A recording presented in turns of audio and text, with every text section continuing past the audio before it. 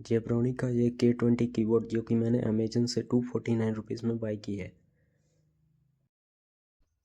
इसकी पैकेजिंग कुछ इस तरीके से मिलती है। तो देखते हैं बॉक्स के अंदर क्या क्या मिलता है।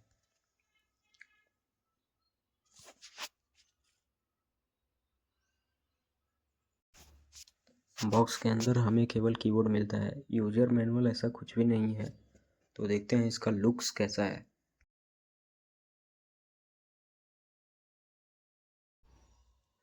इस कीबोर्ड का आप लुक देख सकते हैं कि इसका लुक देखने में बहुत ही खास है और डिजाइन बहुत ही अच्छा है।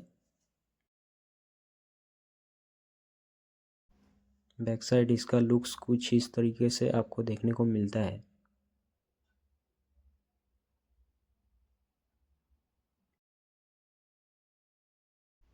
इसमें टाइप ए केबल मिलता है जो कि आप अपने पीसी से कनेक्ट कर सकते हैं।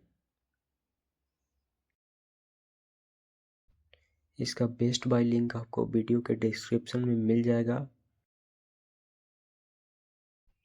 ऐसा ही क्विक अनबॉक्सिंग वीडियो देखने के लिए हमारे इस चैनल को जरूर से सब्सक्राइब करें। Thank you for watching this video.